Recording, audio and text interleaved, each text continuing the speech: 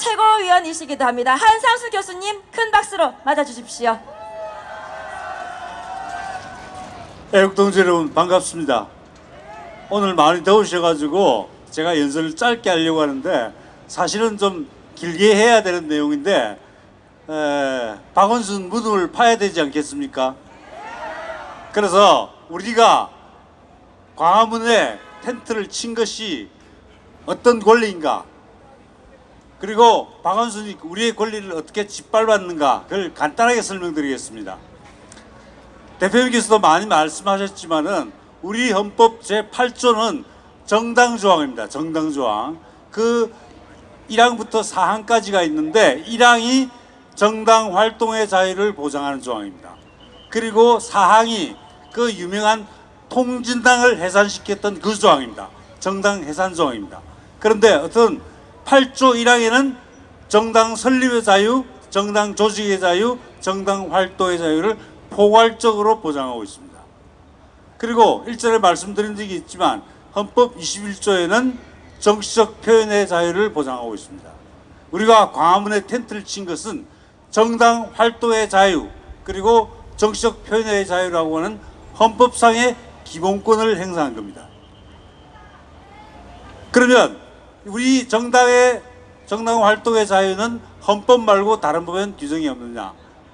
정당법에 더 상세한 규정이 있습니다.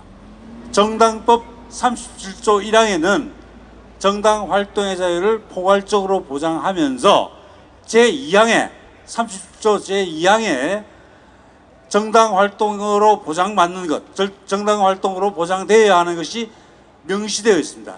그게 바로 뭐냐면 우리가 늘 하고 있는 당원 모집 활동입니다. 당원 모집 활동은 통상적인 정당 활동이기 때문에 보장되어 있다, 이렇게 규정되어 있습니다. 그런데 그 당원 모집 활동과 똑같은 차원에서 보장되는 게 있습니다. 그게 바로 뭐냐면 정당은 자신의 정책이나 정치적 현안에 대한 입장을 인쇄물, 시설물, 광고 등을 통하여 홍보하는 활동을 할 수 있다라고 되어 있습니다. 자, 그러면 우리 2017년 3월 1일 5분의 열사들이 돌아가신 그 사건은 중요한 정치적 현안이죠. 그리고 그 정치적 현안에서 우리 공화당은 우리의 입장을 국민들에게 알리기 위해서 시설물을 설치한 겁니다. 시설물. 그게 바로 우리의 천막당사고 애국텐트입니다. 이 명백하게 정당법 제37조 2항에서 보장하고 있는 이 통상적인 정당 활동을 박원순이 탄압한 겁니다. 그리고 이 정당 활동의 자유 또는 정치적 표현의 자유를 탄압하기 위해서는 반드시 법률에 근거해야 합니다. 그게 헌법 30조 2항의 규정입니다. 그런데 박원순이 우리 애국 텐트를 철거하는 대집행을 하면서 그 근거로 제시한 것이 서울시 조례입니다. 광화문 광장의 사용과 관리에 관한 조례라고 하는 것입니다. 조례는 법률이 아닙니다.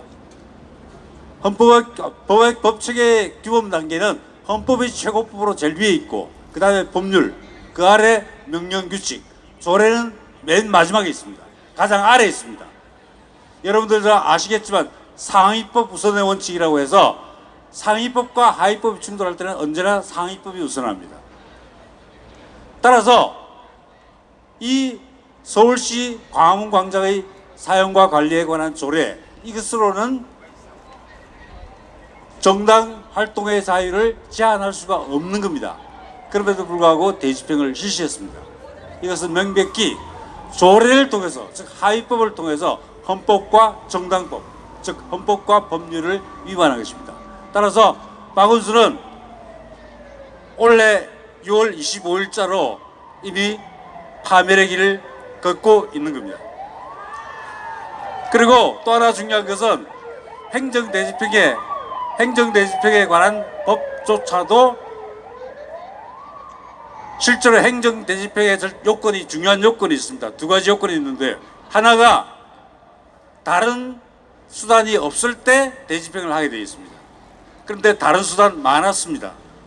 아니 국가기관에서 3.10 진상조사 하겠다고 하고 처벌하겠다고 하면 우리 나갔죠. 그렇습니다. 그리고 또 변상금을 부과하는 방법도 있을 수 있습니다. 대집행을 하지 않고. 그런데 그 다른 수단을 사용하지 않았습니다. 바로 행정대집행을 지시했습니다. 이건 바로 행정대집행법 위반입니다. 그리고 또 행정대집행법에는 심의공익을 해야 할 때라고 심의공익을 해야 할 때 대집행을 할 수 있다고 되어 있습니다. 그런데 심의공익을 해한 바가 없습니다. 따라서 박원순은 헌법, 정당법, 행정대집행법 다 위반한 겁니다. 따라서 6월 25일 박원순 일당들이 저지른 행위는 범죄행위입니다. 당연히 우리는 그에 대해서 책임을 물을 것입니다. 그 책임의 내용은 인지연 수석 대변인이 이미 이야기를 했기 때문에 생략하겠습니다. 결국 6월 25일 박원순은 헌법과 법률을 위반한 그런 책임으로 스스로 교도소에 가야 되는 자멸의 길을 걷게 됐다고 할 수 있습니다. 감사합니다.